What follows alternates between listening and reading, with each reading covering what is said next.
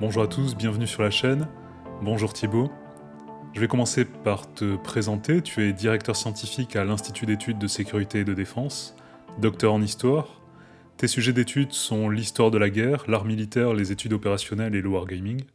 Tu écris plusieurs ouvrages. Wargaming, un outil de recherche stratégique chez l'Harmattan, mais aussi Géopolitique des petites puissances aux éditions La Découverte, La guerre au XXIe siècle aux éditions du Rocher et apparaître chez Perrin, Une histoire du combat. C'est ça. Bonjour et merci. Pour cette première vidéo, nous allons nous intéresser à la situation en Ukraine. Pour rappel, cette guerre elle a éclaté le 24 février 2022. La Russie a lancé ce qu'elle a appelé une opération militaire spéciale, qui a été pensée comme un sprint destiné à faire tomber Kiev en quelques jours, et qui s'est rapidement mué en un marathon qui est fait de fronts relativement figés, de gains territoriaux limités et d'une guerre d'attrition industrielle. Pour commencer, un point de situation sur la carte. Je vous donne les légendes. En rouge, ce sont les territoires sous contrôle russe depuis 2014. En orange, vous avez les territoires occupés par la Russie depuis février 2022. Le liseré noir plus ou moins épais correspond à la ligne de front. Et enfin, en bleu foncé, ce sont les territoires qui étaient occupés par la Russie après 2022 et qui ont été récupérés ensuite par l'Ukraine. Pour débuter, Thibaut, est-ce que tu peux nous en dire un peu plus sur l'état actuel de la situation ? Oui, bien sûr. Alors déjà, je suis très heureux de parler de ça avec toi. Je pense que ta description initiale, elle est très bonne. En fait, il y a eu 2 guerres en Ukraine. Si on analyse ça avec un regard d'analyste opérationnel, d'analyste stratégique, il y a eu 7 tentatives, le sprint que tu décrivais, et qui explique que sur la carte, on voit ces zones bleues, c'est-à-dire qu'on a d'abord eu une action qui a été pensée pour aller très vite.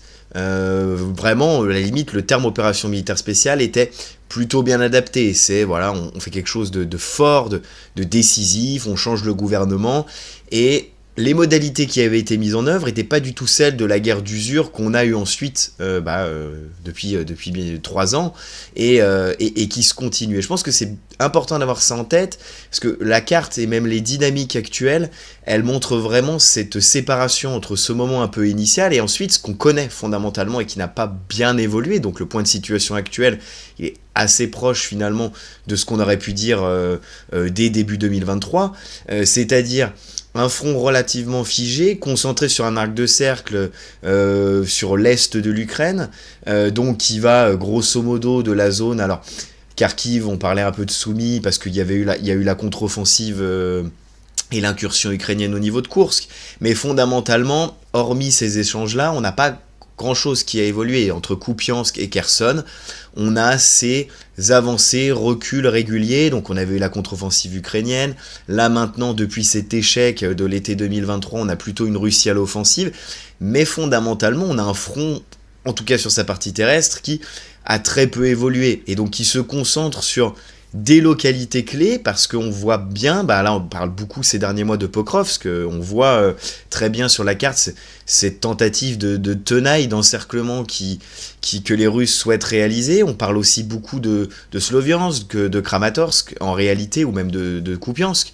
Pourquoi ? Parce que quand un front n'a plus l'élasticité, la plasticité qu'il a pu avoir dans les premières semaines de la guerre, très mouvant, en fait, maintenant on avance pas à pas, petit à petit, et donc cette situation des 2 dernières années, elle évolue par bond, mais elle a fondamentalement peu évolué, donc aujourd'hui on se concentre sur des points défensifs clés, en fait des zones clés du front qui, si elles étaient prises, amèneraient, alors pas une rupture, mais amènerait plutôt une évolution dans la profondeur. Et donc aujourd'hui, c'est pour ça qu'on a quelques points d'orgue, notamment bien entendu, on parle beaucoup de Pokrovsk, parce que c'est un nœud défensif important, on en reparlera peut-être, c'est un nœud logistique aussi important, donc ça permettrait des avancées.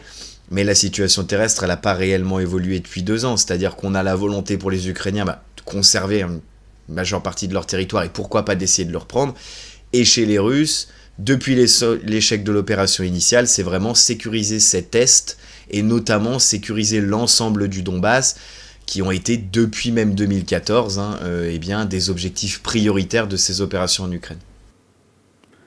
Et à moyen-long terme, comment tu perçois exactement les objectifs, les attentes de chacun ? Pour l'instant, on est dans une relative impasse. Est-ce qu'un parti envisage une rupture, que ce soit au niveau politique ou militaire ? Alors, je pense que c'est assez difficile à déterminer parce qu'on est on est dans une période là qui, alors je disais que sur la dynamique terrestre, finalement, depuis 2023, on est un peu sur la même chose. Par contre, sur la dynamique politique, on a changé. L'année 2025 est vraiment l'année du retour de la politique dans cette guerre, c'est-à-dire le retour des négociations. On a vu la rencontre russo-américaine en Alaska, etc. Même les débats maintenant autour négociation, pas négociation, conditions de la négociation. Donc en fait, on a un peu cette dichotomie entre ce temps politique qui, même s'il n'apparaît pas matériel actuellement, hein, est quand même un temps plutôt plutôt dynamique, où on s'attend pourquoi pas à des avancées à court moyen terme. Donc on a un temps politique qui peut bouger vraiment à moyen terme, dans un sens comme dans l'autre, voilà, des négociations, pourquoi pas à un moment, on le souhaite en tout cas pour les civils, mais un accord de paix, dans un sens ou dans l'autre, ou du moins une cessation temporaire des hostilités, et en même temps on a ce temps militaire qui fondamentalement n'a pas beaucoup évolué. Donc je pense qu'il faut distinguer les deux. Si on regarde à moyen terme au niveau politique, l'intérêt pour les Ukrainiens, c'est d'aboutir à un arrêt des combats, parce que bah, forcément, ça pèse énormément sur leur économie, sur leur population, même sur leur morale. Voilà, cette guerre, elle dure depuis longtemps, et on voit que de leur côté, il serait intéressant de pouvoir suspendre. Mais la question, c'est suspendre avec des garanties suffisantes, on en parlera peut-être, c'est le débat sur les garanties de sécurité, mais c'est suspendre suffisamment longtemps et dans de bonnes conditions pour que on recommence pas dans quelques mois, dans quelques années. Donc je pense que à moyen terme, dans le temps politique ukrainien, il y a cette recherche d'obtention de garanties de sécurité et pourquoi pas d'arracher un accord de paix. Côté russe, ce temps politique, il est un peu plus flou. On a des annonces autour de la nécessité de négocier, on voit très peu de pas d'avancées politiques, très peu de changements sur les lignes de négociation, mais en tout cas à moyen terme, ce temps politique, pour les deux acteurs, semble être quand même un horizon probable. Après, sur le moyen terme militaire, fondamentalement, on va pas beaucoup avancer. C'est-à-dire qu'il n'y a pas de raison, à moins que l'un des deux s'effondre, mais dans ces cas-là, ce seront des considérations politiques, un effondrement, enfin l'incapacité à régénérer des matériels, à avoir de nouveaux soldats, etc. Ce seront des causes bien plus profondes que simplement les combats sur le front. Mais sinon, on va plutôt avoir ce qu'on a depuis 2 ans maintenant, réellement, c'est-à-dire des avancées limitées, très longues et très coûteuses. Ça fait pratiquement 1 an qu'on parle de Pokrovsk, toujours dans une situation similaire, des avancées, des encerclements potentiels, mais pas de concrétisation bien définitive. Et donc, voilà, on va rester en fait dans une logique très locale, avec des avancées très limitées, fortement coûteuses, fondamentalement une guerre d'usure. Et il n'y a pas de raison que ça change à moyen terme, parce que les moyens qui pendant un temps, laissait espérer un déblocage, c'est-à-dire qu'on avait des débats autour de la capacité à avoir une rupture technologique. L'ancien chef des armées ukrainiennes avait fait une interview assez remarquée au New York Times, où il décrivait que la rupture pourrait venir ce qu'il appelait une armée de robots, donc en fait une rupture technologique par les drones. On voit, même si c'est une vraie évolution, certains parlent même de révolution, on pourrait en parler, mais de la conduite de la guerre, parce que ça devient indispensable, ces drones. Fondamentalement, c'est pas un outil de rupture. Les drones, il y en a de plus en plus, mais on voit bien que ça a plutôt tendance à s'égaliser très vite. Quand on les utilise trop en masse, ils sont brouillés. Après, on utilise des drones philo-guidés. Finalement, des parades se mettent en place. La structure défensive, elle va changer. C'est-à-dire que d'une tranchée continue, maintenant, on n'est plus sur des petites zones avec des trous individuels et plein de drones qui battent les zones lacunaires entre ces trous. Mais fondamentalement, ça ne permet pas la rupture. Les méthodes changent, mais pas la dynamique générale opérationnelle. Donc voilà, pour synthétiser, je pense qu'on a vraiment ces 2 temps. Un temps politique qui, à moyen terme, va continuer, à mon sens, à s'accélérer ou devient de plus en plus prioritaire. Et un temps militaire qui reste dans une logique, dans une dynamique, finalement, de ces dernières années, où, bien entendu, on peut avoir des avancées plus ou moins rapides d'un côté ou de l'autre, mais on n'a pas de déblocage, on n'a pas de rupture opérationnelle qui émerge, ou du moins de dynamique qui pourrait nous laisser entrevoir de telles ruptures. Et tu penses, je vais rester à l'échelle politique puisque tu en parles, tu l'as évoqué, tu penses que, tu me disais qu'il y a un objectif de l'Ukraine, pourquoi pas serait une cessation des combats, mais tu penses qu'elle serait prête à accepter, l'Europe également, finalement renoncer à certains territoires? Tu penses que ça serait possible, ça? Je pense qu'en fait, Ça me semble être dans les... oui, pour moi, il y a deux clés de lecture. Il y a une clé de lecture profondément de réel politique, c'est-à-dire voir le monde tel qu'il est et pas tel qu'on le voudrait. Malgré les dernières déclarations de Trump sur X, je vois pas vraiment comment l'Ukraine peut reprendre l'ensemble de ses territoires. C'est un peu un discours maximaliste, c'est comme la Russie qui énonce que, bon bah voilà, ils sont capables de reprendre toute l'Ukraine, ils vont à court moyen terme, on voit ni l'un côté ni de l'autre complètement s'effondrer, ou un changement de dynamique qui laisserait à penser que bon bah voilà, pour parler et rester sur les Ukrainiens, ils pourraient tout reprendre, ça veut dire qu'en fait il faut que l'armée russe s'effondre. Ça semble quand même très complexe. Donc il y a cette réalité, ce fait opérationnel, qui est que si à un moment on négocie, en général, quand on finit par négocier, l'histoire diplomatique nous montre bien que oui, il peut y avoir des considérations idéologiques, hein, on pense aux 14 points de Wilson pour régler la Première Guerre mondiale, mais tout ça s'arrête très vite sur les réalités concrètes. Et la réalité, elle est que il est pratiquement impossible, d'un côté comme de l'autre, de figurer qu'en fait il peut imposer ses conditions de paix. Et donc, pour revenir à ce que tu disais sur le territoire, je pense que si on a un point de vue réel politicien, bon, il va falloir négocier sur ces territoires. Ne serait-ce que parce que il ne faut pas oublier que dans la définition du territoire, nous on a tendance, non ukrainiens, à avoir une vision territoire égale 2022. En réalité, dans la conception de reprise des territoires, notamment dans le discours du début de l'invasion de Zelensky, les Ukrainiens se considèrent, et comme beaucoup d'ailleurs d'États d'Europe de l'Est, enfin de l'Est de l'Europe si on leur fait plaisir d'ailleurs, par exemple les Lituaniens, les Polonais considèrent que l'Ukraine est en guerre depuis 2014. Donc en réalité se pose même la question, quand on parle de reprendre tous les territoires, de la Crimée. Donc de ce qui est en rouge sur la carte, ce qui était déjà avant l'invasion de 2022, est bien sous contrôle russe. Et donc ça fondamentalement, de toute façon, ça semble impossible. Impossible, rien n'est jamais impossible, mais fortement improbable, voire impossible, parce que déjà, on voit mal comment on pourrait, pour côté ukrainien, reprendre l'ensemble des territoires pris depuis 2022, mais en plus, aller jusqu'en Crimée ou négocier la Crimée, qui a été côté russe, depuis 2014 russe. Donc voilà, il y a ce côté-là. Donc, je pense que si on est très réaliste, la réelle politique, de toute façon, par le fait, il faudra une négociation, au moins sur les territoires de 2014, au moins sur la question de la Crimée, que l'Ukraine considère comme étant toujours officiellement sur son territoire. Après, donc ça c'est le premier temps. Après, il y a la question de la posture politique. Il est bien entendu que Zelensky doit rendre des comptes aussi à ses électeurs. Et il a été élu et il a été confirmé depuis cette invasion sur un discours de résistance. Et c'est normal, de résilience vis-à-vis de cette invasion, de résistance face au pouvoir russe, face à une invasion et des annexions illégales, faisant et brandissant la question de l'intégrité territoriale totale comme une condition de la paix. Donc, en fait, il y a cette bipolarité permanente. Si on regarde les faits et les premières discussions, et même quand Zelensky est retourné à Washington, on laissait quand même la porte ouverte à la question territoriale. On est prêt à négocier sur tout. Ça ne veut pas dire qu'il accepterait tout, mais en tout cas, on est prêt à négocier sur tout. Et en même temps, cette posture politique, construite depuis 2022, on ne cédera pas un pouce de territoire. Donc, voilà, je pense qu'on est entre les deux. Après, ce n'est que mon avis, mais de toute façon, pour qu'il y ait un accord de paix, il faut que les deux soient d'accord. Ou alors, c'est une capitulation. Je n'y crois pas du tout, ni à une capitulation ukrainienne, ni à une capitulation russe. Donc, il faudra tomber sur un point d'accord. Je ne vois pas comment on peut aboutir dans X temps à un traité de paix avec des garanties de sécurité en plus que la Russie pourrait voir comme des menaces, donc une concession à faire. Comment on peut se passer de concessions territoriales ou de statuts particuliers territoriaux, que la Russie accepte de renoncer, c'est-à-dire vraiment de repartir, et que en fait c'est comme si depuis 2022 il ne s'était rien passé. C'est un coup politique, si on est un tant soit peu réaliste, qui n'est pas possible. Donc s'il y a accord de paix, il y aura à mon sens forcément négociation territoriale, et à minima, ce qui serait vraiment un moindre mal pour les Ukrainiens, une reconnaissance du statut de 2014. D'accord, merci. Donc, on va revenir sur l'échelle plutôt du combat, sur un petit peu les révolutions potentielles des doctrines qui étaient imaginées.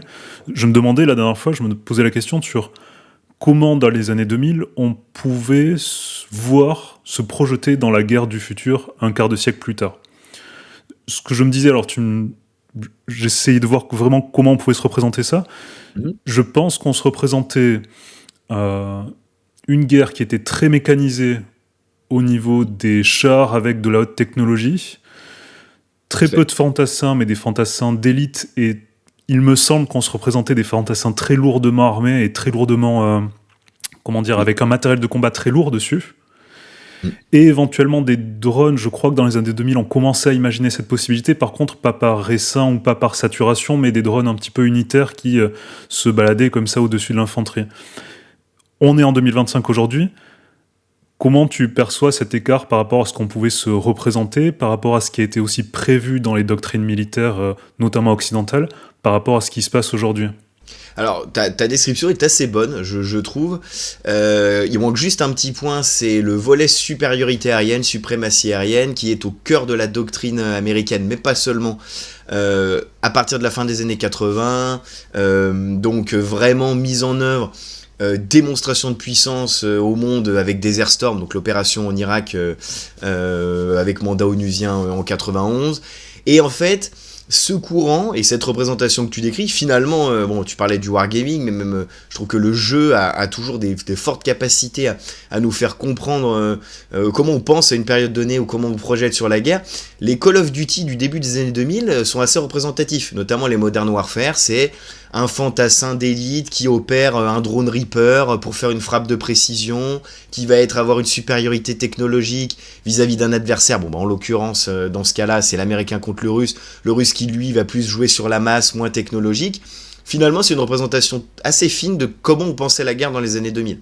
Et notamment comment les Occidentaux pensaient la guerre, mais pas seulement. Les Occidentaux, parce que en fait, il y a quelque chose, on parle souvent des dividendes de la paix. Donc, fin de la guerre froide, disparition d'une menace existentielle, en l'occurrence l'Union soviétique, qui fait que, moins d'imminence de la guerre, d'une guerre majeure, d'une guerre redoutable, diminution des crédits.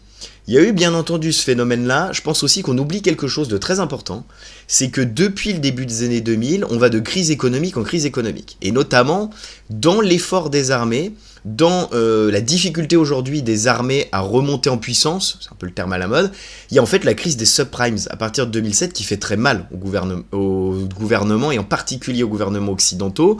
La réforme de la diminution des fonctionnaires, la réduction très forte des crédits militaires, elle se fait aussi en plus des dividendes de la paix dans cette période où il faut faire des économies drastiques parce que le monde est en crise économique.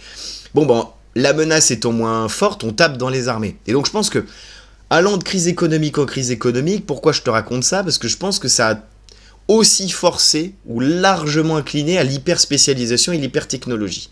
C'est-à-dire que quand tu as beaucoup d'argent, oui, ok, tu fais un truc hyper technologique, mais si t'as pas mal d'argent, si tout le monde va bien, tu mets un gros budget, comme par exemple la France pendant la guerre froide, presque à 4% du PIB, jamais en dessous de 3%, alors qu'aujourd'hui on veut y remonter à cette notion de 3%. Donc tu peux avoir à la fois de la qualité et plusieurs milliers de chars, c'est pas un problème. Quand ton budget il est contraint et qu'il est toujours plus contraint et que tu vas de crise économique en crise économique, non seulement bien sûr il y a l'idée la menace a disparu, mais en plus j'ai moins d'argent. Ton référentiel, il va encore plus dans la technologie parce qu'en fait, tu penses faire des économies. C'est un avion qui fait le boulot de 5, un fantassin super entraîné avec un drone, il va me faire le boulot de 10 ou de 15. Et donc, tu as eu ce phénomène-là. Mais attention, pas seulement en Occident. Pas seulement en Occident, et on le voit dans l'armée russe. Il y a des réformes structurelles assez importantes en Russie, donc notamment les politiques qu'on appelle New Look, alors par comparaison avec les États-Unis, justement, une réduction du format et une professionnalisation progressive, avec une double réforme 2008 et 2012 chez les Russes. C'est un peu ça, bien qu'il n'ait jamais abandonné la conscription, c'est rentrer dans plus de spécialisation, et comme on va avoir moins de masse humaine vraiment qualitative professionnelle, on va encore plus mécaniser, encore plus technologiser. C'est la même chose aussi chez les Chinois qui veulent remonter sur de la compétition technologique au-delà de la masse. Et donc, voilà, tout ça est lié. Il y a une espèce de moment dans les années 90 où on a des révolutions technologiques, le guidage, la précision aérienne, la numérisation qui nous fait dire « Ok, la guerre, elle a changé, elle va être numérique et technique ». Et en plus, tu as un contexte, professionnalisation des forces armées, difficultés financières, qui réduit mécaniquement le format des armées, donc qui te pousse à être encore plus technologique. Et on voit cette différence et ce contraste aujourd'hui. C'est-à-dire que fondamentalement, la guerre en Ukraine, alors il y a des nouvelles méthodes, une démocratisation du drone, mais en termes opérationnels, c'est plutôt un retour aux fondamentaux. On a pas eu la supériorité aérienne, ou on n'a pas l'expression d'une supériorité, suprématie aérienne, tout est contesté, donc on en revient plus à du combat terrestre, donc à des considérations plus terre à terre. Il faut beaucoup d'artillerie parce que ça remplace les bombes, les missiles, donc tout ce qui était opéré avant par l'aérien. Comme c'est contesté, ça va être ce volet d'artillerie là classique. Et une fois qu'on a perdu nos chars, une fois qu'on a perdu une grosse partie de nos unités super entraînées, on en revient à la base du citoyen pour le côté ukrainien, ou alors de l'appel à des volontaires, donc du fantassin plutôt légèrement armé. Et donc en fait on a un contraste entre ce qu'on avait prévu et la réalité. Ça ne doit pas occulter à mon sens quand même, l'un n'exclut pas l'autre, c'est-à-dire que c'est pas parce que dans cette guerre-là on a un retour, parce que la guerre elle dure, parce que forcément plus ça dure, plus moins on a de matériel, plus on en consomme, plus on en perd, donc plus on fait avec ce qu'on a, ça ne doit pas occulter la technologie. Je pense que les deux ne s'excluent pas. Là on a eu, je pense, un mouvement de balancier et un mouvement de rééquilibrage, c'est-à-dire qu'on avait tout technologisé, toute petite armée hyper professionnelle, etc. dans les années 2000, on se rend compte que ça fonctionne parfois, mais ça fonctionne que si la guerre elle est très courte, que on retourne aux fondamentaux, dans Delbrück, une guerre d'anéantissement très rapide ou une guerre d'usure, c'est la capacité à durer qui compte. Si on paie une guerre d'usure comme on l'a fait en Ukraine, il faut du volume. Et du volume, c'est moins de technologie, c'est plus du bric-à-brac, c'est plus du fantassin léger. Voilà, après, il faut pas revenir à mon sens à l'inverse. Parce que si on fait que du bric-à-brac, que du fantassin léger, on va largement avoir des pertes supérieures à ce qu'on aurait dû, voire même on va être complètement dépassé face à une armée qui aura su garder des supports technologiques. Donc je pense qu'on avait trop technologisé dans ce qu'on imaginait de la guerre future dans les années 2000. Attention à pas trop être rustique à l'inverse. C'est plutôt un appel à trouver un compromis. Et c'est toute la difficulté, on en reparlera je pense aussi, mais à mon sens c'est vraiment toute la difficulté qu'on va avoir sur la remontée en puissance des armées occidentales, mais même la réforme de l'armée russe qui aura lieu un moment après cette guerre, qui a déjà un peu en train d'avoir lieu, mais qui aura surtout lieu après cette guerre. Les budgets ils demeurent contraints, donc faire beaucoup et bien c'est pas possible. Donc en réalité ce problème de la masse, ce problème de qu'est-ce qu'on fait du volume, il se pose d'autant plus maintenant que l'illusion de je suis super technologique donc j'arrive à tout faire à moindre coût, elle a disparu avec cette guerre en Ukraine. Donc voilà, je pense que ça pose vraiment ces débats-là. Et oui, on s'est trompé sur toute la technologie. Tu me dis, tu me dis si je me trompe, j'aimerais juste illustrer ce que tu dis par des exemples concrets. Tu me dis si ces exemples sont peut-être un petit peu maladroits, mais par exemple, on voit actuellement que certains chars ou certains surtout transports de troupes mécanisés qui transportent de l'infanterie sont pas forcément appréciés par l'infanterie ukrainienne, qui va préférer peut-être des pick-up qui sont plus ouverts et qui permettent de la lutte anti-drone. Et sur l'aérien, pourquoi pas les avions finalement, où on va privilégier sur les attaques de drones directement, au lieu de tirer un missile qui coûte un bras en fait, pour le dire simplement, on va plutôt privilégier le tir canon. Donc là on est dans un mix un petit peu des deux, d'une guerre qui est très technologique, mais aussi qui revient à des schémas assez simples finalement. C'est ça, en fait, c'est ce qu'on appelle en termes militaires le high-low mix, c'est-à-dire, alors normalement c'est un terme pour la défense anti-aérienne ou même pour les frappes aériennes, très haute altitude, très haute technologie, basse altitude, basse technologie, mais en fait on revient à ça dans les armées. Cette guerre en Ukraine, je pense qu'elle nous montre qu'il faut des deux.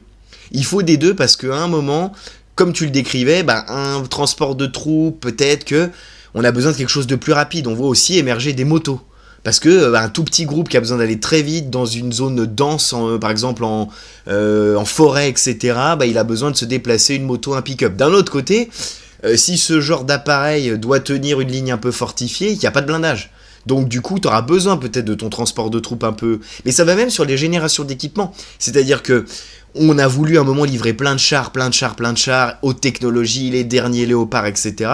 L'un des chars qui a été le plus apprécié par les Ukrainiens, c'est la MX-10 RC, qui est un char qui sort, donc un char français, qui est plutôt léger, mais avec un canon assez lourd, et qui est plutôt une ancienne génération. C'est un char des années 70, qui est remplacé actuellement par de nouveaux systèmes. Pourquoi ils aimaient ça ? Parce qu'il était rustique, plus facile à réparer, moins gourmand en énergie, plus agile, et surtout pour des considérations un peu bêtes, mais parce que tu le décris très bien sur le missile, ça coûte cher, et puis surtout un missile on n'en a pas beaucoup. Et bah c'est pareil dans les chars. Souvent, plus le char il est moderne, plus en fait son obus il est capable de faire plein de choses, d'aller loin, etc. Mais au lieu d'en avoir 40 en emport dans le char, t'en as peut-être 15. Et il y a eu vraiment ce débat. C'est-à-dire que les Ukrainiens refusaient certains modèles de chars ou d'utiliser certains modèles de chars parce qu'ils se sont rendus compte que faire monter un char au front qui a moins de 30 obus en soute, c'est suicidaire. Parce qu'il va en tirer beaucoup, beaucoup, beaucoup. Et il y a des chars, notamment européens, leur dotation maximale c'est 22 coups. Et ben ça pose un problème, tu vois. Et donc du coup on préfère utiliser. Et en fait on s'est aussi rendu compte tout simplement qu'à un moment, on revient à l'idée de base. La guerre et la tactique, les opérations, c'est bien sûr des matériels et des hommes, mais c'est des effets produits. Ça sert à rien. Un char en lui-même, il fait rien. Je veux dire, le char tout seul, voilà. Par contre, le char utilisé, il tient une ligne, il défend une zone, il perce, il rompt un front. Mais tout ça, ça dépend de l'utilisation. Et en fait, pourquoi je te dis ça ? Parce que il y a des utilisations où la haute technologie, elle sert à rien. Et par exemple, les Russes, ils ont ressorti des vieux T-34 ou des vieux chars du début des années 50, début des années 60, parce qu'en fait, ils avaient juste besoin d'une espèce d'artillerie fixe un peu blindée dans leurs tranchées. Ils n'avaient pas la possibilité de construire rapidement des bunkers. Tu semi-enterres un vieux char et tu utilises la tourelle comme un relais d'artillerie. Dans ces cas-là, t'as pas besoin d'un super char. À l'inverse, tu parlais des pick-up, s'il faut aller vite sur une zone, pas besoin d'un super véhicule de l'avant blindé qui résiste à des attaques électromagnétiques, etc. Ça veut pas dire que t'en as pas besoin. Ça veut dire qu'en fait, fondamentalement, on a besoin des deux. Et ça, je pense que c'est une vraie leçon. On parle beaucoup des stocks, tu parlais des missiles, c'est un très bon exemple. Oui, il faut peut-être des missiles très chers, très guidés, qui ont une précision métrique parfaite. Il y a des fois, moi quand j'étais artilleur, on me disait il faut cloisonner une zone. Cloisonner, c'est tu prends un carré d'un kilomètre, et tu balances des obus pour que rien ne passe dans la zone. Dans ces cas-là, il vaut mieux avoir plein d'obus non guidés, plein de canons, peut-être pas très précis mais qui font leur taf. Donc ça pose aussi toute une question des stocks de munitions, de quel type d'appareil on a besoin, de réhabiliter des matériels anciens. Et donc en fait, oui, on a besoin des deux. La très haute technologie, elle n'est utile que si tu as besoin d'effets hautement technologiques. Et on voit bien avec la guerre en Ukraine que la plupart du temps, on n'a pas besoin de ces effets-là, en tout cas sur des considérations terrestres. D'accord, merci beaucoup. Tu as parlé des drones, t'en as parlé, mais on est obligé d'y passer parce que c'est quand même une petite révolution. Je vais en détailler la liste selon leurs fonctions pour bien se rendre compte de la diversité de leurs usages. Donc je commence, on a les drones de reconnaissance, dont l'usage est d'observer les positions ennemies, guider l'artillerie, cartographier les lignes. Il existe aussi les drones kamikazes, dont la fonction est de frapper directement une cible, l'artillerie, des blindés, un dépôt en s'écrasant dessus. On a les drones tactiques, par exemple équipés d'une simple grenade, qui va être lâchée dans un point de faiblesse d'un blindé par exemple. On a les drones MAL et HAL, donc de longue endurance et à cette altitude. On a les drones navals, les drones logistiques pour transporter que ce soit des munitions, des vivres, du matériel en zone de combat difficile.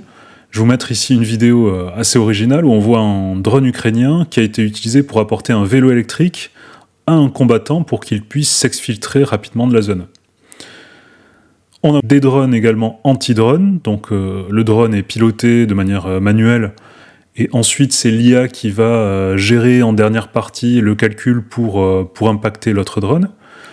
Et enfin, on a des drones leurres, ce sont des drones de modélistes, faits en balsa avec un simple moteur de tondeuse rotophile, du papier d'alu pour allumer les signaux radars. Donc on a une grande diversité de drones qui correspondent à une grande diversité d'effets recherchés. Comment tu situes leur importance dans ce nouveau type d'engagement ? Alors, elle est fondamentale. Voilà. Pour moi, il n'y a pas d'ambiguïté. L'ambiguïté, après, elle est de savoir si elle révolutionne la guerre ou pas. C'est un autre débat. On en parlera peut-être un autre jour, parce que là, ça amène des concepts, certaines visions, etc. En fait, voilà, juste de savoir si c'est la même révolution que la poudre, par exemple, où ça a transformé le rapport à la guerre, toute la conduite de la guerre, ou par exemple la révolution du nucléaire. Bon, à mon sens, il faut être un peu modéré, mais sans rentrer dans ce débat-là, l'importance, en tout cas, elle est indéniable et fondamentale. Tout simplement par son omniprésence. Tu décrivais tous les types. Alors après, il y a, je rentrerai pas dans ces querelles-là. Est-ce que c'est des drones ou des robots ? En fait, on peut parler plutôt, soyons simples, parce que par exemple pour les blessés, c'est souvent des robots, parce que la différence c'est que le robot il serait terrestre. Enfin bon, voilà. Soyons simples, moi je pense que si on parle de la dronisation, c'est-à-dire cette utilisation large de tout ce qui est drone et robot, Oui, c'est fondamental parce que c'est omniprésent. Le simple fait que tu présentes ta liste, et je pense que c'est bien de l'avoir en tête, montre que dans tous les compartiments du combat, dans tous les effets recherchés, dans tous les types de missions, logistique, évacuation, approche, leurre, frappe aérienne, action défensive, offensive, frappe de courte portée, longue portée, renseignement. En fait, on a de la dronisation. Voilà. Donc forcément, c'est fondamental. Pourquoi d'ailleurs ça l'est Il faut pas oublier que le drone, c'est très ancien. Le premier usage de drone de surveillance et même de frappe, on ne le sait pas toujours, c'est la guerre du Vietnam. Les États-Unis, dans les années 70, utilisent déjà des drones, en fait, les ancêtres des Reapers qu'on voit dans les jeux vidéo, c'est-à-dire un drone, on est plutôt tactique, avec de haute altitude, qui est à peu près de l'envergure, plus petit, mais d'un petit avion. Mais voilà, en fait, le drone en lui-même, c'est-à-dire cet appareil piloté, semi-autonome, qui va faire du renseignement ou de la frappe, c'est très vieux. Et même la maturité de ces systèmes-là, elle est assez ancienne. On parlait des Reapers, etc. Dans les années 2000, l'utilisation massive par les Américains des drones de très haute altitude, donc on parle de drones MAL, moyenne altitude, ou HAL, très haute altitude, cela, on sait faire. Ce qui change par contre avec la guerre en Ukraine, et là l'évolution elle est fondamentale, c'est que c'est pas quelques drones pour quelques missions, c'est du drone partout et surtout pour tous. En fait, je pense que ce qui change fondamentalement, c'est cette démocratisation du drone. On appelle ça la dissémination des moyens de la puissance en termes militaires. C'est-à-dire que avant, on va dire, la fin des années 2010, le drone, c'est un truc très cher. On parle souvent que la France avait loupé le tournant des drones, donc elle a acheté, par exemple, des équivalents Reaper américains. Mais ça, c'était des drones très chers, fondamentalement sur les mêmes caractéristiques qu'un avion, cher, très précieux, on n'en a pas beaucoup, il fait certains types de missions. Là, le drone dont on parle, c'est pas du tout ça, c'est l'inverse. C'est un drone très peu cher, commercial, tu parlais de monteur à tondeuse, c'est le drone du passionné civil ou du hobbyiste qui achète ça à la Fnac ou chez Darty ou ailleurs, pour pas citer de marque, et qui en fait met une grenade dessous ou fait autre chose. En fait, la révolution, ou en tout cas l'évolution fondamentale, elle est là. C'est la dissémination qui fait que c'est pas cher, facile à produire, pas besoin d'être une très grande puissance, très haute technologie pour l'avoir. Donc du coup, on l'utilise. Et pourquoi on l'utilise autant ? Parce que fondamentalement, on est dans une guerre qu'on décrivait, tout est lié, mais dans une guerre d'usure, donc une guerre d'usure qui a consommé beaucoup d'autres types de matériel. Et ça, du coup, quand on a manque de matériel, on va vers ce qui est efficace, pas cher, rapide. Le drone, il est parfait pour ça. Donc, forcément, c'est utilisé en masse, et en plus ça marche. Ce serait utilisé en masse, mais ce serait pas terrible. On pourrait se dire, bon, c'est un moyen dilatoire, c'est un palliatif. Non, ça marche. Ça intercepte des missiles, ça dégomme des cibles et des matériels qui coûtent très cher, à très haute valeur ajoutée. Donc sa place, elle est fondamentale, parce que de toute façon, tout le monde peut en avoir. Donc tout le monde en aura, et en plus c'est efficace. Donc pourquoi c'est une évolution fondamentale ? Parce que aucune puissance ne va se passer du drone, et comme en plus c'est pas réservé aux grandes puissances, ça veut dire que n'importe quel État qui veut avoir une capacité militaire de bon niveau, plutôt que de prendre 40 ans à monter au niveau pour savoir comment on construit un avion de haute technologie, il fait un programme, il teste des choses, en quelques mois il acquiert une réelle capacité opérationnelle. Et donc ça transforme le rapport à la conflictualité dans cette guerre, mais ça transforme le rapport à la conflictualité de manière générale. Ça rend tout plus complexe. Des opérations comme la France et les Britanniques avaient fait en Libye, par exemple, contre Kadhafi, tu te dis, oui, de toute façon, on a la maîtrise de l'air. Et là, si par exemple, c'est un ennemi à peu près similaire, mais qu'en fait, il a plein de drones qui ont la possibilité d'intercepter tes avions, et que, au lieu que tu sois sûr de faire tes effets sans problème, tu te dises, je vais peut-être perdre la moitié de mes avions, ça complexifie tout de suite le cadre opérationnel. Donc voilà, pour toutes ces raisons, on ne peut pas passer à côté des drones en termes opérationnels, et de toute façon, ne nous y trompons pas, toutes les puissances du monde, moyennes ou grandes puissances, développent des programmes de drones, se renseignent et développent des programmes pour essayer de contrer les drones, donc c'est devenu la pierre angulaire des opérations armées contemporaines. Et est-ce que ça, en termes de profondeur, est-ce que ça transforme un petit peu l'appréhension du champ de bataille ? Je pense à... Oui. Tu parles de nous-mêmes, par exemple la France commence à prendre en considération justement le fait d'avoir des drones et de la lutte anti-drone. Parce que je pense on peut très bien aussi amener des drones sur des bateaux, et ensuite, je sais pas, on peut très bien contourner en fait une ligne de front et ensuite déployer un drone ailleurs. C'est beaucoup plus économe qu'un porte-avions. Est-ce que ça transforme la guerre en profondeur ou pas vraiment parce qu'il y a une lutte anti-drone qui en fait est assez efficace pour contrecarrer ça? Alors, ça dépend ce que tu amènes, la transformation en profondeur, et je pense que c'est la question que j'évoquais tout à l'heure de la révolution militaire. Transformation en profondeur, c'est-à-dire une rupture qui fait que on possède une arme qui n'est pas contrée ou qui n'est pas contrable.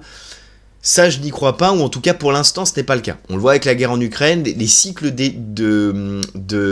d'évolution, les cycles de maturité technologique et d'obsolescence sont trop rapides en fait. Dès qu'il y a une innovation, elle est contrée dans les semaines, mois, mais voire même parfois les jours. On parlait du philo-guidage tout à l'heure, ça a amené un vrai avantage pendant quelques semaines, 1 ou 2 mois, pour les Russes dans la zone de Koursk, parce que du coup, le brouillage ne fonctionnait pas, leur drone était plus efficace. Bon, déjà, l'adversaire a développé, donc en l'occurrence les Ukrainiens, très rapidement lui-même des drones philo-guidés, donc avec de la fibre optique, donc déjà, ça égalise, et en plus, on a trouvé d'autres types de parades. Donc si tu veux, pour qu'il y ait vraiment rupture, il faut qu'il y ait un avantage comparatif qui dure. C'est-à-dire à un moment, soit parce que le coût d'entrée est trop fort, c'est-à-dire il y en a un qui développe un truc, l'autre voudrait bien, mais ça coûte trop cher, c'est trop long à produire, donc le temps qu'on trouve une parade, voilà, il y a un avantage comparatif, soit parce qu'en fait, fondamentalement, si on n'a pas de drone, on est incapable d'agir. C'est vrai et c'est pas vrai. Il existe quand même des défenses anti-drone, et puis le drone, ça reste quand même limité, ça n'a pas le même effet explosif, par exemple, la même capacité de destruction qu'un missile. Si on reprend la guerre Iran-Israël, la guerre des 12 jours où les États-Unis sont intervenus, si on fait décoller côté américain l'avion furtif, le bombardier stratégique B2 pour lancer des bombes à haute perforation, on lance pas un drone, parce qu'en fait il y a que des bombes à très haut niveau explosifs, un tonnage très fort en explosifs, ou des missiles à très forte empreinte explosive qui peuvent faire certains effets. Donc déjà le drone ne remplace pas tout. Par contre, là où il y a transformation, c'est plus sur ce que tu décrivais avant. C'est sur cette question de la géométrie du champ de bataille, c'est-à-dire la profondeur. Comment on lit le champ de bataille? Ça a évolué, ça, dans le temps. Quand il n'y avait pas l'armée aérienne, on lisait fondamentalement le champ de bataille en 2D, c'est-à-dire la bataille napoléonienne, une armée face à face, etc., en un lieu unique. Après, l'aérien a changé, même le sous-marin, avant ça, avait changé aussi la géométrie, par exemple, du combat naval. Là, la question de la profondeur change cette géométrie. Et le drone démocratise l'accès à la grande profondeur. Avant, pour faire un tir dans la grande profondeur, plusieurs centaines de kilomètres, soit on passe par l'aérien, soit on passe par du missile, mais dans ces cas-là, c'est d'autres technologies, c'est des missiles balistiques, soit c'était de l'artillerie de très longue portée, ce qu'on appelle les lance-roquettes multiples. On a beaucoup parlé des HIMARS américains, parce que la roquette, elle va à plusieurs centaines de kilomètres. Là, on a vu qu'avec des drones de longue portée, c'est très facile, très peu coûteux, d'avoir quelque chose qui fait plusieurs centaines de kilomètres. Donc déjà, ça change la géographie du champ de bataille. Parce que cette très grande profondeur tactique, cette grande profondeur tactique, elle se démocratise, mais même ça change le contact, le combat de contact. Quand tu as juste de l'infanterie ou des véhicules qui se battent, la portée d'engagement utile, l'infanterie, c'est plusieurs centaines de mètres. La portée utile d'un véhicule de combat d'infanterie, d'un char, c'est quelques kilomètres. On est vraiment dans le quelques kilomètres, même un mortier, 7-8 kilomètres. Déjà, le drone, il change. Le drone, il fait en sorte que le no man's land entre deux zones de fortification, c'est plus comme en fin 2022, début 2023, quelques centaines de mètres, allez, 1 ou 2 kilomètres. Le no man's land, maintenant, ça va être entre 10 et 20 kilomètres. La portée utile des drones tactiques et micro-tactiques. Donc tu vois, déjà cette géométrie, elle change dans son rapport à l'espace. Et là où il y a une transformation en profondeur, tu parlais par exemple de la capacité à mettre un drone sur un bateau, c'est pas tant la portée, c'est je pense l'attribution. On le voit ces derniers jours, on le vit, sur les drones qui seraient russes et qui survolent les aéroports au Danemark, les drones qui ont été en Pologne, où on accuse même la Slovaquie ou la Hongrie, il y a ces débats, c'est la question Pour le dire, on peut mettre un drone simplement dans un gros cargo qui passe un petit peu inaperçu et le déployer. Voilà, et puis rien ne ressemble plus à un drone qu'un autre drone, c'est pas un avion. Oui. On se dit, ok, c'est un MiG, c'est un F-16, c'est reconnaissable. Les drones, s'il n'y a pas de marquage dessus, la plupart, ils se ressemblent même beaucoup. Très difficile de savoir, donc on regarde pour ça la trajectoire, etc. C'est un peu les mêmes caractéristiques qu'on a avec les pavillons en mer. C'est-à-dire qu'en mer, un navire civil, il a un pavillon, peut-être qu'il est russe, mais il a un pavillon tanzanien, par exemple. Du coup, il appartient à qui? C'est un peu la même chose avec le drone. Et ça peut changer. Et dans la description que tu faisais, si on parle pour la France, cette évolution de la menace, elle est assez intéressante à prendre en compte. Parce que l'attaque d'un missile, tu vois à peu près d'où il tire. Donc, je sais pas, moi, il y a un missile qui part d'X États du Moyen-Orient, tu vas te dire, ou d'Afrique, tu te dis, ou de je ne sais où, ok, le missile, il vient de là. Un drone qui frappe une ville du sud de la France, au départ d'une zone maritime ou même d'un territoire qui serait, je sais pas moi, en Afrique, l'attribution elle est compliquée. Parce que n'importe qui peut opérer un drone. Donc déjà, ça veut pas dire que c'est forcément l'État ou le gouvernement de l'État qui est en compte. Ça peut l'être, mais pas sûr. On le voit sur la difficulté d'attribution de ce qui se passe au Danemark vis-à-vis de est-ce qu'il est russe, il est pas russe. Il y a aussi une question des effets. Oui, bah ok, un drone, si on se fait attaquer par quelques drones, c'est grave, mais c'est pas la même gravité et la même escalade que le missile. Donc en fait, il y a tout un tas de débats à savoir sur quelle réponse on apporte à ça et comment on calibre la réponse. Et donc en fait, on le voit, on l'a vu chez les Russes, mais ça doit nous alerter aussi nous. Sur la sanctuarisation du territoire par le nucléaire, ça pose question le drone. Parce que par exemple, l'une des lignes rouges russes, c'était de dire, voilà, le territoire des frappes en Russie, sanctuarisation du territoire national russe, grande puissance nucléaire.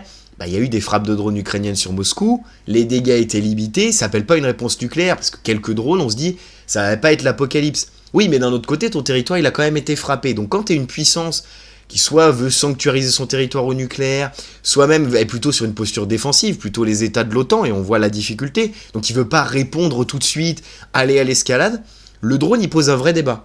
Comment je réponds? Il faut que je réponde, mais avec quelle mesure? Est-ce que si c'est moi qui réponds trop fort, c'est pas moi qui fais l'escalade? Ça transforme quand même le rapport à la conflictualité. D'accord. Et alors, je vais revenir à l'avion. Est-ce qu'il y a un écart entre ce que l'on pensait comme dans les doctrines comme emploi de l'avion moderne à ce que l'on constate aujourd'hui avec une guerre qui est relativement symétrique? Oui, fondamentalement, je pense que là, il y a une crise existentielle chez les théoriciens de l'air, et même dans les armées de l'air, de par le monde, pas seulement occidental. C'est la question, qu'est-ce qu'on fait de l'idée de supériorité ou suprématie aérienne?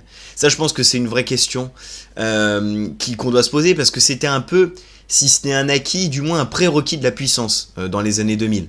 On considérait que, une grande puissance, notamment les puissances occidentales, elles allaient avoir la supériorité aérienne, que cette supériorité aérienne c'était un peu le game changer, et donc du coup, je simplifie à grands traits, mais que du coup c'était la clé de la victoire. On voit bien avec cette guerre en Ukraine que ça se conteste ça. L'avion il s'intercepte, et c'est avoir des avions en eux-mêmes, avoir cette question de la supériorité aérienne, déjà ça va pas de soi, ça se conquiert. Et pour que ça se conquiert, il faut accepter des pertes, c'est toujours pareil. Y a une attrition qui existe, et donc, on va finalement retourner aux fondamentaux du combat aérien, à mon sens. Est-ce qu'on est prêt à engager un fort volume d'avions, donc à avoir des pertes? Est-ce qu'en plus, comment on réfléchit aussi son opération aérienne?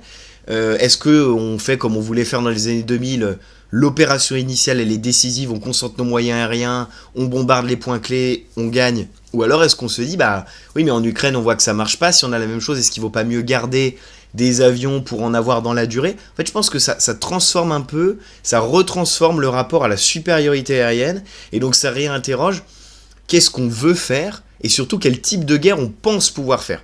Est-ce qu'on pense être capable de mener une guerre très courte? Dans ces cas-là, on concentre nos moyens aériens au départ et on fait ce qu'on était censé faire dans les années 2000. Ou est-ce qu'on se dit, non, le risque d'un échec, il est trop grand, donc il faut penser la guerre d'usure, et dans ces cas-là, l'utilisation de l'aviation, elle est pas la même. Je pense qu'on est à un moment de vrai débat et de vraie remise en question de l'outil aérien et de son utilisation future. D'accord, merci.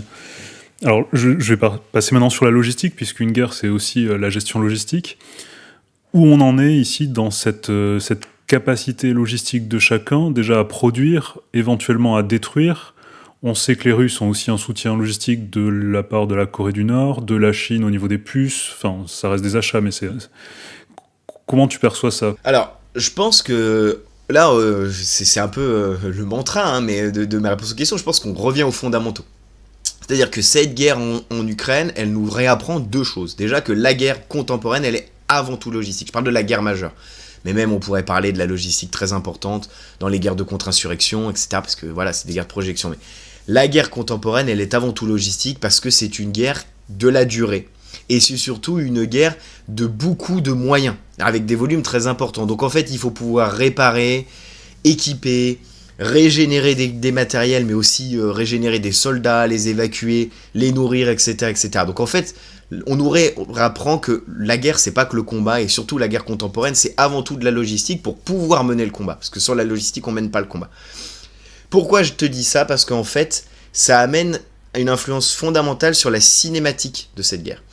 En réalité, on voit très bien que qu'est-ce qui compte dans l'avancée? On parlait de Pokrovsk au tout début. Pourquoi on veut prendre Pokrovsk? Parce que Pokrovsk, c'est un nœud logistique fondamental. C'est-à-dire que prendre Pokrovsk, c'est couper un point nodal assez important, même si depuis les mois de cette menace sur Pokrovsk, certaines voies logistiques ont été, enfin les nœuds ont été reroutés, etc. Mais ça reste un point logistique important, donc si on le prend, on sait que ça a un impact sur le reste du front.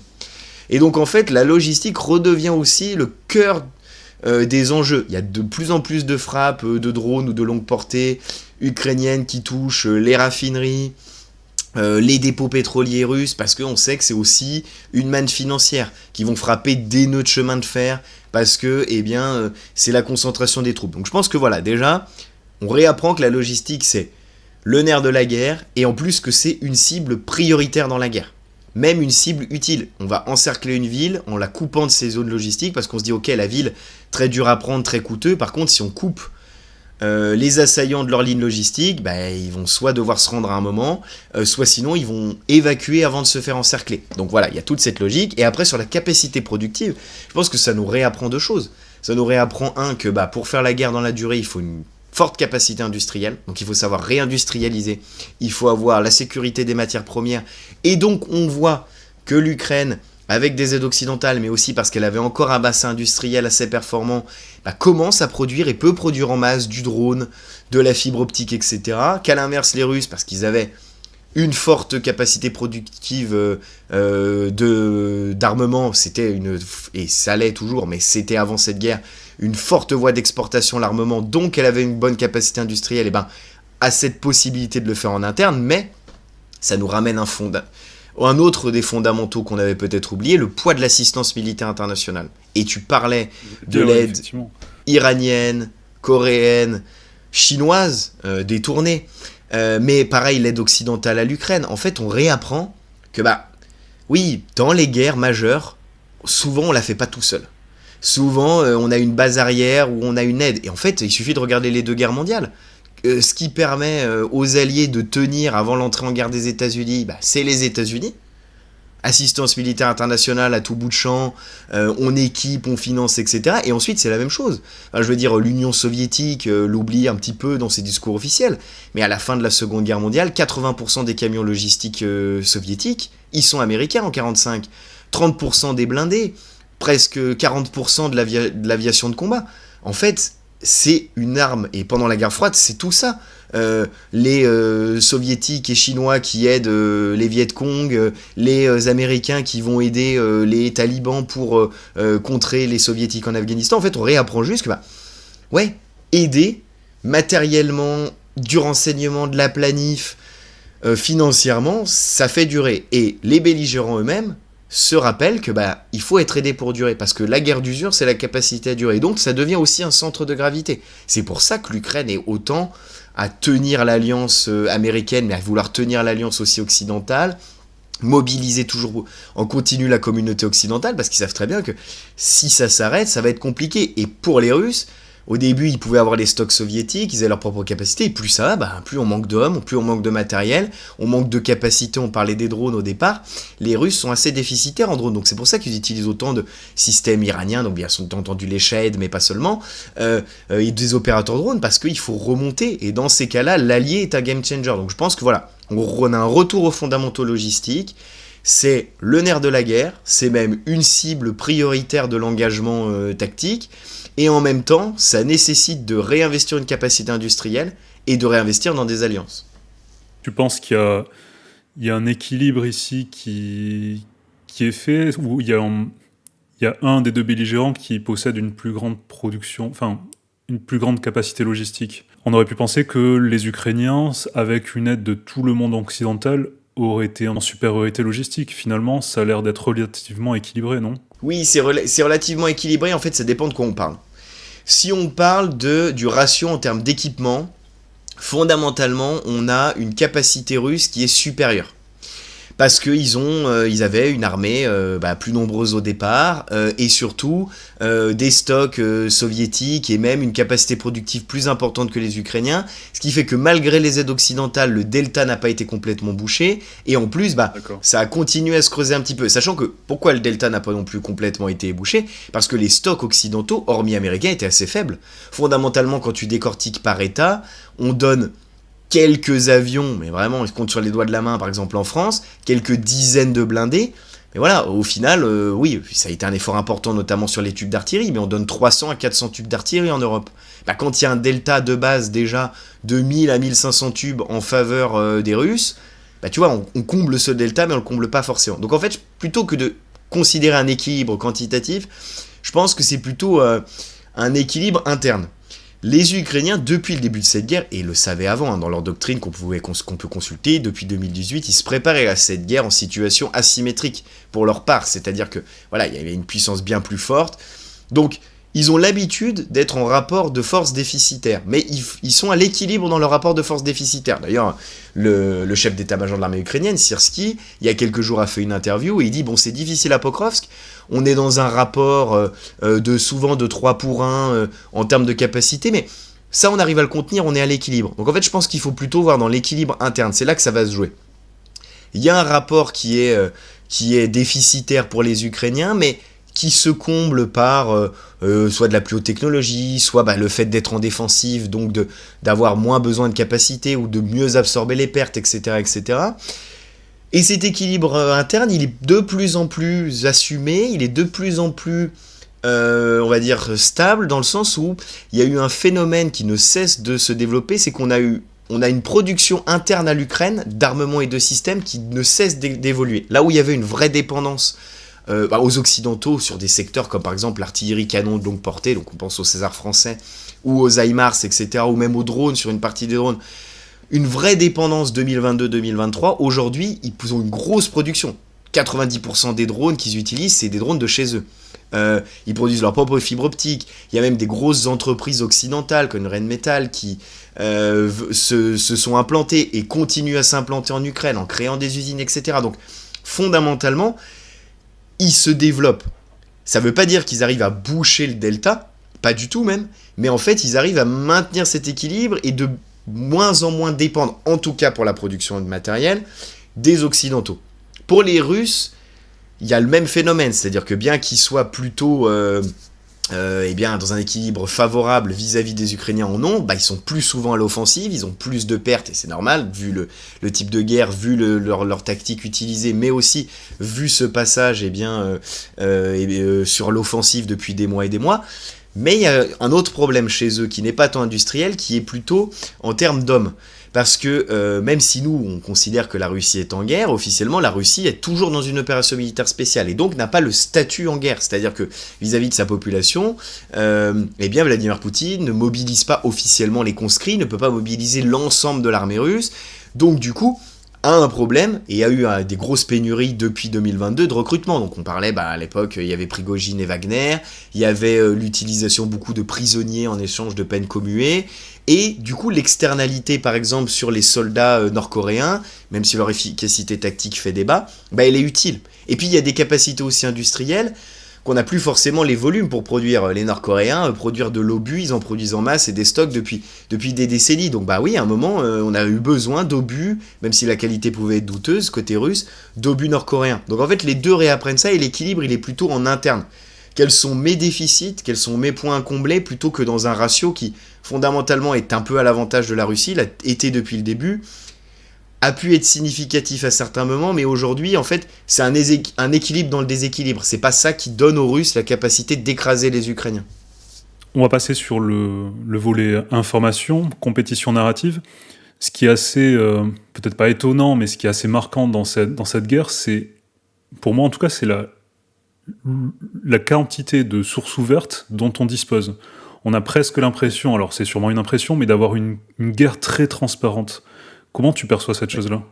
Je pense que c'est un sentiment qui est vrai, mais et là c'est plus une problématique méthodologique, mais même de science. cette transparence, elle n'implique pas la connaissance. En fait, oui, objectivement, la guerre, elle est transparente dans le sens transparence du champ de bataille. C'est-à-dire que tu montrais la carte, on sait, tout un chacun, à peu près précisément, où sont les unités, comment se font les mouvements. Si on le voit pas à l'instant T, 24 heures après, on sait exactement ce qui se passe, par où il passe, etc., etc., etc. Ça n'empêche pas la surprise. Et ça n'empêche pas non plus l'opacité pour le coup de la décision. Et donc en fait le manque de connaissances. Et ça du coup ça nous renvoie même à un débat donc déjà méthodologique en sciences sociales, par exemple en études d'histoire militaire. Là c'est pas parce qu'on voit quelque chose qu'on est sûr de percer à jour l'intention des acteurs ou que ce qu'on voit correspond vraiment aux ordres donnés, etc., etc. Donc, moi je pense que voilà, c'est un disclaimer qu'on aurait peut-être dû faire en tout début de vidéo mais qui pour moi tombe sous le sens. On parle d'un conflit en cours, on décrit des dynamiques générales. Personne ne peut prétendre à la vérité. Il faudra un travail historique de long cours, même encore sur la Première Guerre mondiale, ça fait plus de 100 ans, on a encore des débats. Donc il n'est pas question de dire qui a raison ou qui a tort sur l'Ukraine. Par contre, fondamentalement, oui c'est transparent. Mais en termes militaires, et j'en parle souvent à des collègues, et on en parle souvent même avec des militaires ou à des militaires dans certains cours donnés, fondamentalement, il ne faut pas confondre ce que c'est la transparence du champ de bataille. Transparence, on l'associe à connaissance. En réalité, transparence, désolé de faire un détour sémantique, hein, mais ça s'oppose à opacité. Alors que la connaissance, c'est du savoir. Et ce savoir, il s'oppose à l'incertitude. Fondamentalement, transparence n'empêche pas incertitude. On l'a vu. La première contre-offensive ukrainienne à Kharkiv qui prend complètement de court les Russes. Alors même si elle n'a pas été très efficiente, ensuite la percée ukrainienne à Koursk, etc.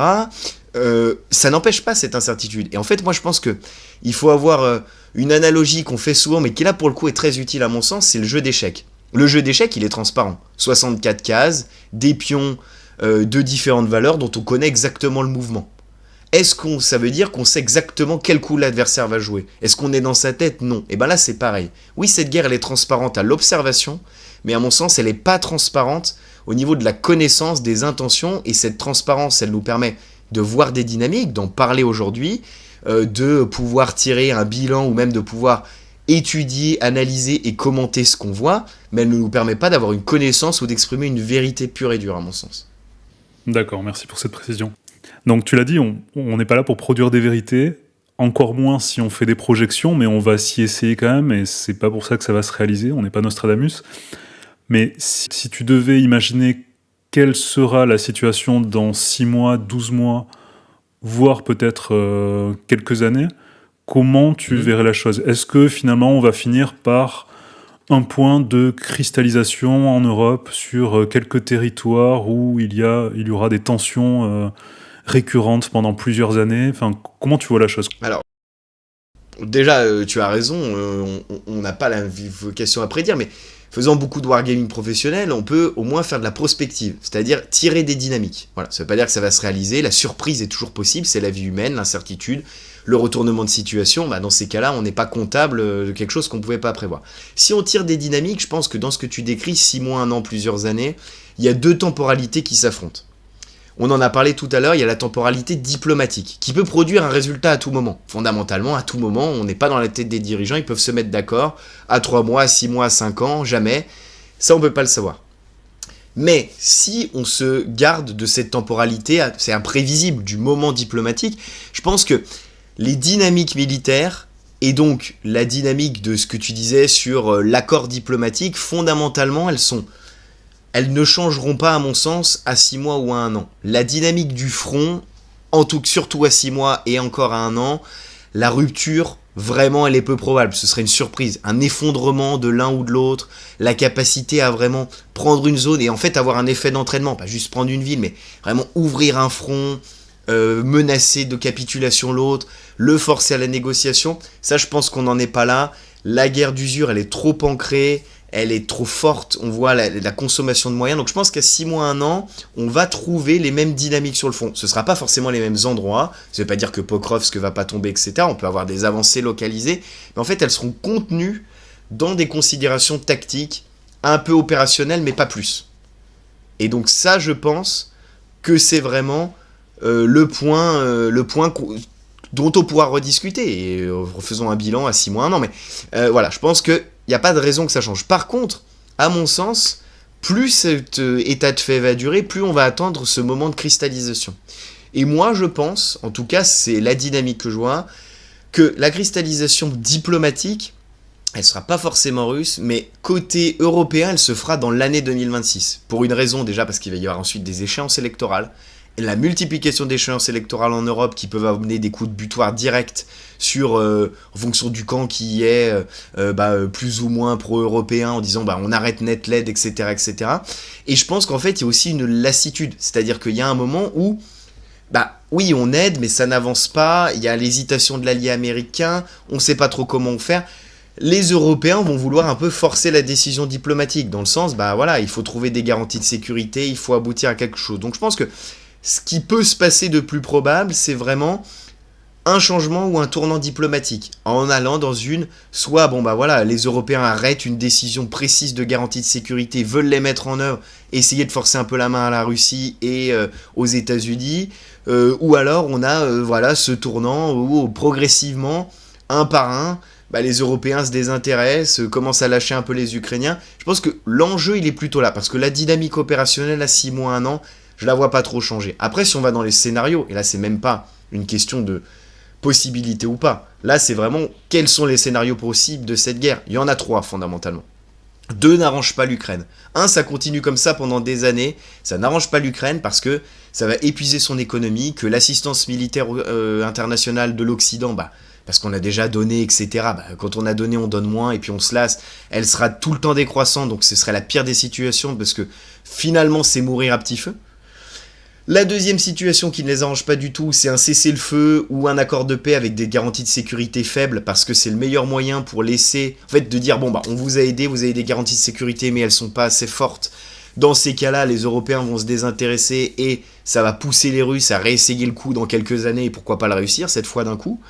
Et la troisième scénario possible, c'est un accord de paix avec des garanties de sécurité fortes pour l'Ukraine, qui les arrangerait le plus, mais qui sont les plus difficiles à mettre en œuvre. Donc voilà, de toute façon, les 3 scénarios, on les connaît.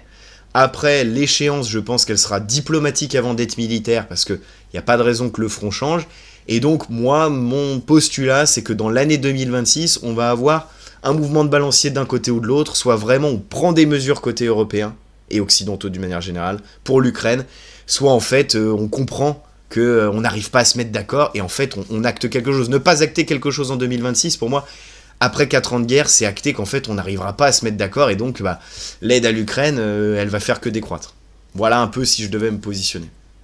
Comparaison n'est pas raison, mais est-ce qu'on pourrait faire un parallèle avec, au niveau historique, quelque chose qui serait passé de manière similaire entre 2 États avec des territoires qui ont été occupés et une résolution diplomatique derrière ? Oui, t'en as plusieurs.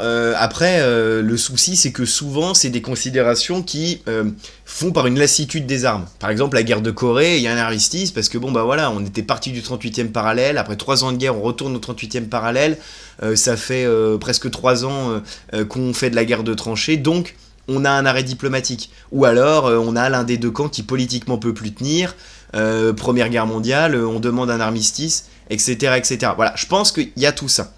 Mais c'est vraiment une lassitude militaire et souvent la différence. Qu'est-ce qu'on en ferait ? Pardon. Non, la différence c'est que ça se ferait par les belligérants en général. C'est très peu souvent imposé de l'extérieur et on voit que là la difficulté de l'Ukraine c'est que au-delà même qu'il y ait une négociation entre les belligérants, les garanties de sécurité elles dépendent pas de l'Ukraine, elles dépendent des autres. Et c'est ça qui est difficile. C'est-à-dire que les garanties de sécurité elles dépendent pour les Ukrainiens des Européens et des États-Unis. Donc ça veut dire qu'ils n'ont pas juste à se mettre d'accord avec l'autre belligérant. Ils doivent aussi se mettre d'accord et en fait dépendre de la bonne volonté des autres à agir. Et ça, c'est pas inédit dans l'histoire, mais c'est ce qui, je pense, complexifie beaucoup les choses et rend tout très complexe. Parce que ça veut dire que même si les Ukrainiens sont d'accord avec les Russes pour les territoires, si ça dépend de la résolution, par exemple, des Européens à faire une zone tampon, mettre une garantie de sécurité, une présence au sol, ça peut faire capoter les choses. Donc en fait, je pense que la vraie difficulté, elle est là. D'accord. Merci Thibaut. On va s'arrêter là pour cette vidéo. Je te remercie Thibaut. Merci pour toutes tes explications. On se retrouvera très vite sur la chaîne pour suivre déjà le conflit ukrainien et pour d'autres sujets. Merci beaucoup Thibaut et à très vite. Merci à toi. À bientôt. Merci.